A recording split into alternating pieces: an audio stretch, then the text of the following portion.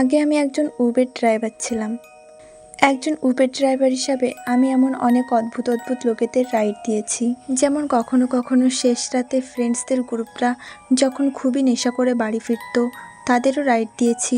এমনকি যারা হ্যান্ডিক্যাপ সাজার নাটক করে রাস্তায় ফ্রি রাইড পাওয়ার জন্য দাঁড়িয়ে থাকে, আমি তাদের ফ্রিতেও রাইড দিয়েছি। কিন্তু এত সব প্যাসেঞ্জারের মধ্যে সবচেয়ে অদ্ভুত ছিল টম। আমার এখনও পর্যন্ত সেই দিনের কথা ভালোভাবে মনে আছে। সেটি ছিল ডিসেম্বরের মাস, আর দিনটা ছিল শুক্রবার। আমার কাছে আর কোনো কাজ ছিল না, তাই আমি ভাবলাম আজকে লেট নাইট পিক আপ করবো। এটা 2 বছর আগের ঘটনা। তখন আমার বয়স 20 বছর ছিল, আর আমার কাছে হন্ডার একটা গাড়ি ছিল। তখন আমি খুবই রোগা ছিলাম, আর হয়তো এই জন্যই আমার বাবা আমাকে সবসময় গাড়িতে একটা ব্লেড রাখতে বলতো, কারণ এটা বলা যায় না যে গাড়িতে কেমন ধরনের লোক ওঠে। উবের অ্যাপে মেসেজ আসলো টম নামের একজন ব্যক্তি গাড়ি বুক করেছে। আমি সেই মুহূর্তে যেখানে ছিলাম সেখান থেকে মাত্র 1 কিলোমিটার দূরে টম উপস্থিত ছিল। আমি টমের রিকোয়েস্ট অ্যাকসেপ্ট করলাম, আর ও যেখানে আছে আমি গাড়ি নিয়ে সেই ডাইরেকশনের দিকে যেতে লাগলাম। আমি গাড়ি নিয়ে একটা শপিং সেন্টারের সামনে এসে দাঁড়ালাম। ওখানে একটা টিনেজের গ্রুপ দাঁড়িয়েছিল। আমি মনে মনে ভাবলাম যে এর মধ্যে যেন কেউ টম না হয়। আমি যখন ওদের পাশ দিয়ে আমার গাড়িটি নিয়ে যাচ্ছিলাম, ওরা আমার দিকেই তাকিয়ে দেখছিল। যাই হোক, আমি আমার গাড়িটা শপিং সেন্টারের পার্কিং লটের জায়গায় নিয়ে গেলাম। আমি গাড়ির আয়না দিয়ে দেখলাম ওই গ্রুপেরই একটা ছেলে আমার দিকেই আসছে। আমি তাকে দেখে বললাম, তুমি কি টম? ছেলেটা উত্তর দিল, হ্যাঁ আমি টম। এবার আমি ছেলেটাকে গাড়ির মধ্যে উঠে আসার জন্য বললাম, কিন্তু কমপক্ষে আমি ওকে 3 বার বলেছি গাড়িতে উঠে আসার জন্য। ও উঠে আসলো না, ও দাঁড়িয়ে আমার দিকেই দেখছিল।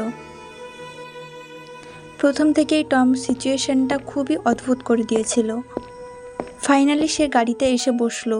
সাধারণত যখন আমি কোনো একটা প্যাসেঞ্জার তুলি তাকে আমি আমার পাশের সিটে বসাই, কিন্তু টম আমার পেছনে গিয়ে বসলো, যার কারণে আমার খুবই আনকমফোর্টেবল ফিল হচ্ছিল। আমি টমকে জিজ্ঞাসা করলাম, কোথায় যাবে? টম আমাকে একটা লোকেশন দিল। লোকেশনটা আমি উবার অ্যাপে সেট করলাম। টম আমাকে যে লোকেশনটা দিল সেটা এখান থেকে প্রায় 30 কিলোমিটার দূরে ছিল। যাই হোক, এতে আমার কোনো সমস্যা ছিল না। বেশি দূরে হলে আমি বেশি টাকা ইনকাম করব। গাড়িতে যেতে যেতে খুবই বোর হচ্ছিলাম, তাই আমি টমের সাথে কথা বলার চেষ্টা করলাম। আমি টমকে কিছু জিজ্ঞাসা করলাম। ও আমার কথাটা শুনেও চুপ করে থাকলো। মোটামুটি 5 কি 10 সেকেন্ড পরে গিয়ে ও আমাকে এক কথায় উত্তর দিল। আমার মনেই হচ্ছিল ও হয়তো কথা কম বলতে পছন্দ করে। এরপরে আমি ওকে খুবই সাধারণ এদিক ওদিকের কথা জিজ্ঞাসা করলাম, কিন্তু তবুও সে আমার কথায় কোনো উত্তর দিচ্ছিল না। শুধু হ্যাঁ কি না বা হুম, এমনকি কখনো কখনো সে আমার কথায় কোনোই উত্তর দিচ্ছিল না। এরপরে আমি টমকে কোনো কিছু জিজ্ঞাসা করা তখন বন্ধ করে দিই যখন ও আমার একটা প্রশ্ন কমপ্লিটলি ইগনোর করে দেয়। এখনও পর্যন্ত আমরা কেবলমাত্র 15 কিলোমিটারের ডিস্টেন্স কভার করেছিলাম, আর এখনও আরও 15 কিলোমিটারের ডিস্টেন্স বাকি ছিল। রাইডের মাঝপথে আমার কাছে সিচুয়েশনটা আরও বেশি খারাপ মনে হতে শুরু করে। আমি আয়নার দিকে তাকাতে ভয় পাচ্ছিলাম, কারণ আমি পুরোপুরি শিওর ছিলাম যে ও আমাকেই দেখছে। তবুও আমি সাহস করে কিছু 1 সেকেন্ডের জন্য আয়নার দিকে দেখলাম। আমি সঠিক ছিলাম, ও আমার দিকেই তাকিয়েছিল। আমি গাড়ির স্পিড আরও জোরে করে দিলাম। আমি চাইছিলাম যে এই রাইডটা তাড়াতাড়ি শেষ হোক। এখন ওই লোকেশনটার থেকে মাত্র 5 কিলোমিটার রাস্তা বাকি ছিল। আমি খেয়াল করলাম আমরা যেখানে আছি তার আশেপাশে কোনো বাড়িঘর বা দূর দূর পর্যন্ত কোনো শহর বা গ্রাম দেখা যাচ্ছে না। চারিদিকে শুধু ঘন জঙ্গল আর জঙ্গল। দেখে মনে হচ্ছিল যেন এখানে দিনের বেলাও কোনো মানুষ আসে না। এবার আমার মনে একটু ভয় হতে শুরু করে। এই লোকটা আমাকে যেই লোকেশনটা দিল সেই লোকেশনটা আমাকে কোথায় নিয়ে যাচ্ছে? এবার আমি আমার ফোনে ওই লোকেশনটা বার করলাম। আমি লোকেশনটা জুম করে দেখার চেষ্টা করছিলাম যে ওই লোকেশনটা এক্স্যাক্টলি কোথায় গিয়ে দাঁড়াচ্ছে। আমি আরও একবার হতবাক হলাম।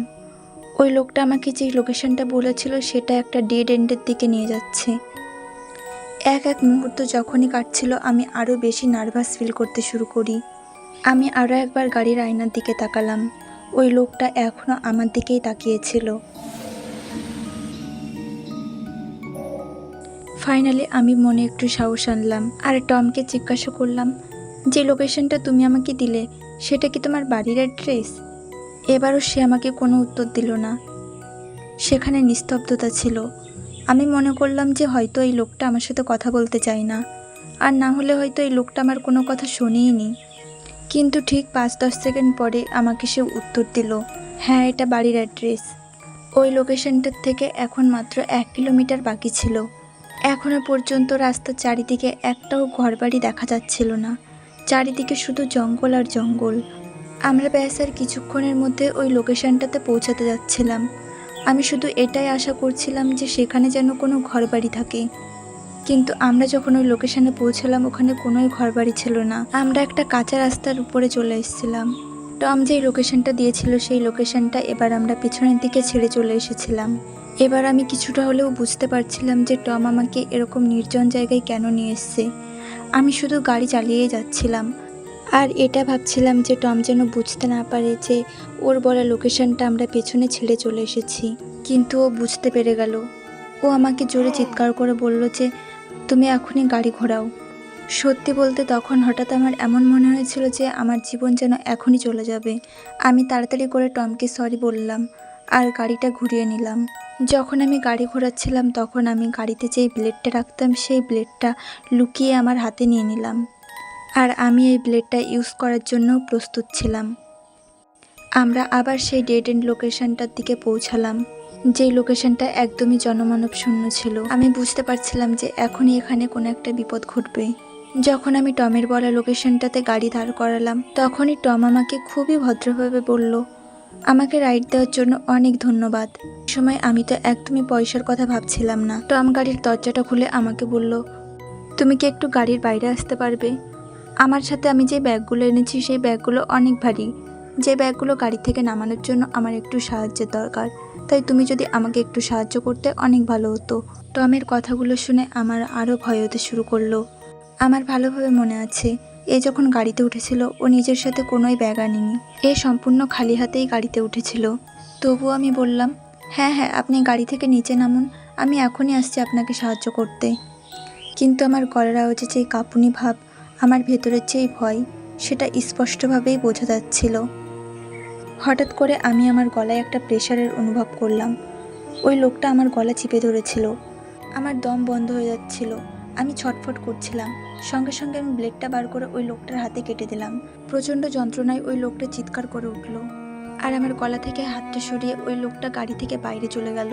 আমিও সঙ্গে সঙ্গে গাড়িটা জোরে চালিয়ে ওখান থেকে পালিয়ে গেলাম। আমি জোরে গাড়ি চালিয়ে শহরের রাস্তায় এসে পৌঁছালাম। আমার পুলিশকেও ফোন করার ইচ্ছা হচ্ছিল না। আমি খুব বেশি ভয় পেয়ে গেছিলাম। শুধু আমি বাড়ি যেতে চাইছিলাম। এই ঘটনার পরের দিন থেকে আমি উবেরের রাইড অ্যাকসেপ্ট করা বন্ধ করে দিই। এই কাজটা আমি ছেড়ে দিই।